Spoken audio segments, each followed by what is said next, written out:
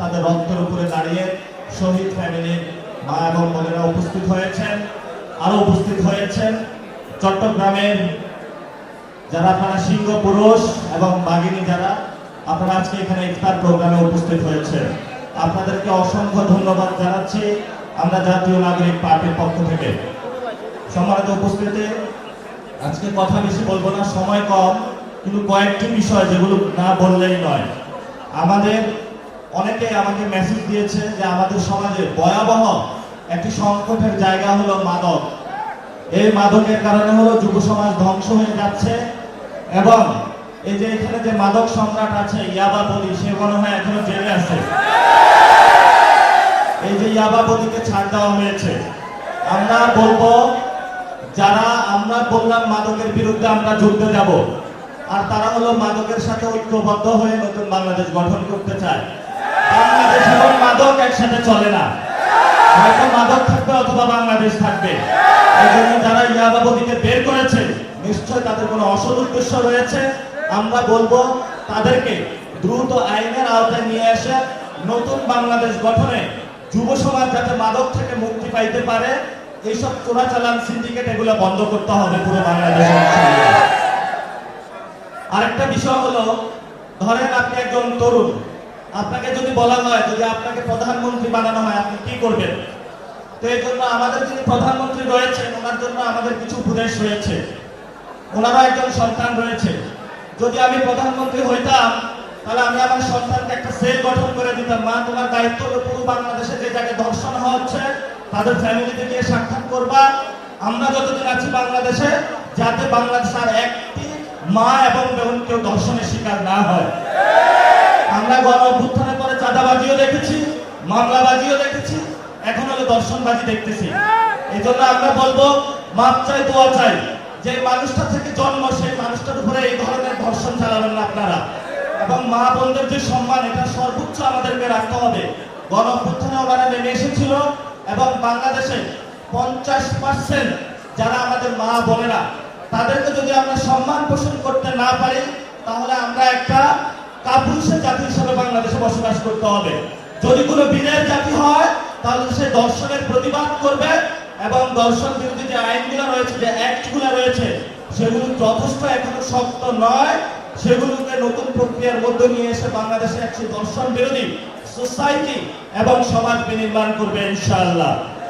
আমাদের আরো একটি বড় সমস্যা রয়েছে, সেটা হলো আমাদের সংসদ যে নির্বাচনটা হলো, আমরা দুইটি ভোট দিয়েছিলাম, একটি হলো পার্লামেন্ট অ্যাসেম্বলি আর একটা হলো রিফর্ম অ্যাসেম্বলি। কিন্তু আমরা শুনতে পাচ্ছি 12 তারিখে হলো সংসদ সদস্য যারা রয়েছেন তারা সংসদ অধিবেশনে বসবেন, কিন্তু আপার হাউস যেটা সেটা এ পর্যন্ত কোনো কথাবার্তা হলো না। তাহলে যদি শহীদ ওয়াসিম যিনি চিটাগাংয়ের, তাকে যদি আমি শ্রদ্ধা পোষণ করতে হয়, যদি আবু সাইদকে আমি শ্রদ্ধা পোষণ করতে হয়, অসংখ্য হাজার হাজার যারা শহীদ হয়েছে তাদেরকে যদি শ্রদ্ধা পোষণ করতে হয়, যারা আহত হয়েছেন তাদেরকে যদি শ্রদ্ধা পোষণ করতে হয়, তাহলে অবশ্যই আমাদেরকে যেই দিনে আমাদের পার্লামেন্টারি সেশন বসবে ওই দিনে সকলে শপথ নিয়ে আপার হাউসের রিফর্ম অ্যাসেম্বলি করা উচিত এবং অ্যাকাউন্টেবিলিটি জায়গায় নিয়ে আপার হাউস এবং লোয়ার হাউস একসাথে শুরু করা উচিত। যারা সংস্কারের বিরুদ্ধে কাজ করবে, আমরা আপনাদেরকে একটা কথা বলবো যে গণভোটে আপনারা শেষ পর্যায়ে বলেছিলেন যে হ্যাঁ ভোট দিতে হবে, শুরুতে কিন্তু আপনারা বলেন নাই। তো একজন আমি সিনিয়র ব্যক্তির সাথে কথা হলো যে আপনারা শুরুতে কেন বলেন নাই? বললো জনগণের যে চাপ আসতেছে, যদি হ্যাঁ একটু না বলি তাহলে তো ঝামেলা, ভোট তো আর ক্যারি করতে পারবো না। তো এই জন্য হলো এখন তারা ভোট ক্যারি করার জন্য আমাদের যারা খুন করেছে তাদেরকে হলো তারা ইলেকশনে নিয়ে এসেছে, তাদের ভোট ব্যাংক তারা নিয়ে এসেছে এবং সংস্কার যেটা নিয়ে বাংলাদেশের জনগণ রায় দিয়েছিল সেই রায়ের বিপক্ষে গিয়ে বাংলাদেশের বিপক্ষে তারা দাঁড়াচ্ছে। 70 এখানে হলে ইলেকশন এখনো 15 দিনও হয় নাই, এখনই তারা সংস্কারের বিরুদ্ধে দাঁড়িয়ে গিয়েছে। ভবিষ্যতে কি হয় এটা জানি না, তবে বাংলাদেশে আমরা যতদিন জীবিত থাকবো সংস্কার আমরা গড়ায় ঘন্টায় সেকেন্ডে সেকেন্ডে ইনশাআল্লাহ আমরা বুঝে নেব। সবাই প্রস্তুত আছেন? ইনশাআল্লাহ এটার জন্য সবাই প্রস্তুত থাকবেন। আরেকটি বিষয় রয়েছে, সেটা হলো শেখ হাসিনা ভারতে পালিয়ে আছে। আমরা দেখছি বিভিন্ন এমবাসির সাথে মিটিং হচ্ছে, ভালো কথা মিটিং করেন, স্বরাষ্ট্রমন্ত্রীকে স্পষ্ট করতে হবে শেখ হাসিনাকে আপনারা কবে ফেরত আনবেন। আমরা শেখ হাসিনাকে শহীদ ওয়াসিম, শহীদ আবু সাইদ ওনাদের মা বাবার হাতে তুলে দিতে চাই যে ওনার ফাঁসি হয়েছে, ফাঁসির দড়িতে আপনারা টান দিয়ে শেখ হাসিনার ফাঁসি বাস্তবায়ন করেন।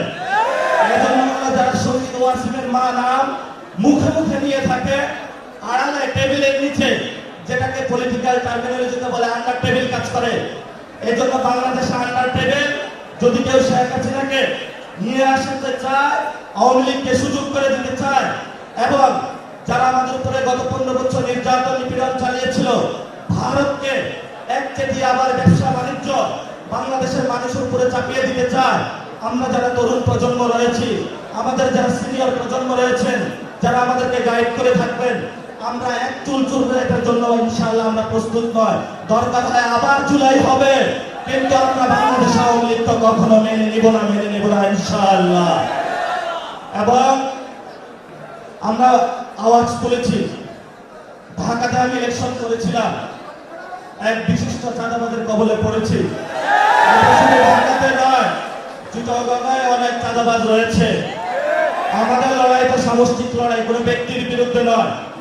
আপনি যে দল করেন না কেন, আপনি বিএনপি করতে পারেন, জামায়াত ইসলামী করতে পারেন, এনসিপি করতে পারেন।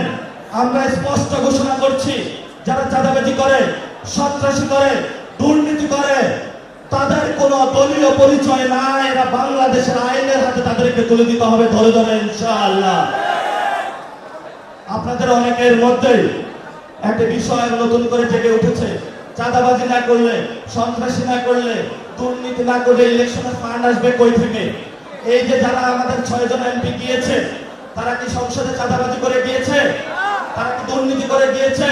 তারা কি সন্ত্রাসী করে গিয়েছে? জনগণের উপরে যদি আমরা ভরসা করতে পারি, তাহলে আগামী বাংলাদেশ আমরা গড়তে পারবো। আর যদি আমরা কোনো ব্যবসায়ী গোষ্ঠীর উপরে ভরসা করি, কোনো ক্রিমিনালসদের উপরে ভরসা করি, তাহলে কিন্তু আগামী বাংলাদেশ আমরা গড়তে পারবো না।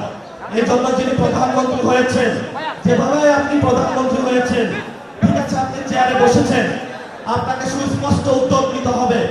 বাংলাদেশে ধর্ষণ বন্ধ করতে হবে, বাংলাদেশে চাঁদাবাজি বন্ধ করতে হবে, বাংলাদেশে সন্ত্রাসী কার্যক্রম আওয়ামী লীগের বন্ধ করতে হবে। কোনো অফিস খোলা চলবে না। এই ধরনের যারা নতুন করে মুক্তি পাচ্ছে ইয়াবা সন্ত্রাসবাদী, এদেরকে আপনি আইনের হাতে তুলে দিতে হবে এবং এদের বিচার প্রক্রিয়া নিয়ে আসতে হবে। এবং সংস্কারের যে বিষয়গুলো জনগণ ম্যান্ডেট দিয়েছিল, জনগণের উপরে বৃত্তাঙ্গুলি না দেখিয়ে সংস্কারের যে আবহাওয়া, যেটা দ্রুত বাস্তবায়ন করুন। আমরা নতুন বাংলাদেশ দেখতে চাই। আমরা বাংলাদেশে কোনো পরিবারতন্ত্র, কোনো ব্যক্তিতন্ত্র যদি আমাদের উপরে চাপিয়ে দেওয়া হয়, এটা আমরা কিন্তু মেনে নেব না। সোজা চারটা কথা। এখন আপনার সামনে একটা অপশন, হয়তো আমাদের মেরে ফেলেন, অথবা আপনি আপনার আকাম কুকাম বন্ধ করেন। আমরা আপনাদেরকে এই রমজানের মধ্যে দোয়া করব, আল্লাহ তাআলা আপনাদেরকে হেদায়েত নসিব করেন, যাতে আপনারা আকাম কুকাম বন্ধ করতে পারেন। চিটাগংয়ে, বিশেষত চিটাগংয়ে শুনতে পাচ্ছি অনেক দখল হচ্ছে, মানুষের দোকানপাট দখল, জায়গা জমি দখল, অনেকে ক্ষমতার তুচ্ছ ব্যবহার করছে। আমরা তাদেরকে হুঁশিয়ার করে দিতে চাচ্ছি, চিটাগংয়ের ছাত্র জনতা যদি আবার জেগে উঠে, একজনে তো পালাইছে ইন্ডিয়া, আপনারা পালাইতে হবে বঙ্গোপসাগরে। ইন্ডিয়া আশ্রয় দিয়েছিল, সেখানে বেঁচে আছে। বঙ্গোপসাগরে নামবেন কিন্তু বাঁচবেন না আপনারা কেউ। এজন্য আপনাদেরকে আমরা হুঁশিয়ার করে দিতে চাই, চট্টগ্রাম পবিত্র নগরী, পীর আউলিয়া গাউসের নগরী, এখানে ইসলাম আরবরা নিয়ে এসেছিল। এই যেখানে প্রবেশদ্বার ইসলামের, সেখানে অন্যায় অবিচারের বিরুদ্ধে আপনারা দাঁড়িয়ে থাকবেন, কারোর সাথে কোনো কম্প্রোমাইজ করবেন না। আমাদের যাত্রা চলবে, ইনশাআল্লাহ চলবে, কেউ থামাতে পারবে না। আমরা নতুন বাংলাদেশ গঠন করব ইনশাআল্লাহ। আমাদের শেষ যে কথাটা, আজকে যারা এখানে উপস্থিত হয়েছেন বিভিন্ন দলে, ওনারা খুব ভালো মানুষ, এবং চিটাগংয়ে যারা আছেন আজকে আপনারা এখানে উপস্থিত হয়েছেন, অনেকের বিরুদ্ধে অভিযোগ পাওয়া যাচ্ছে।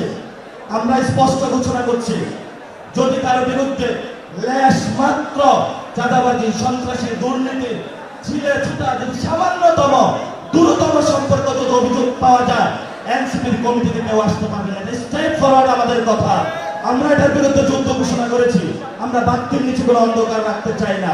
আমরা আগে নিজে আলোকিত হতে চাই, তারপরে মানুষের কাছে দাওয়াত পৌঁছাতে চাই।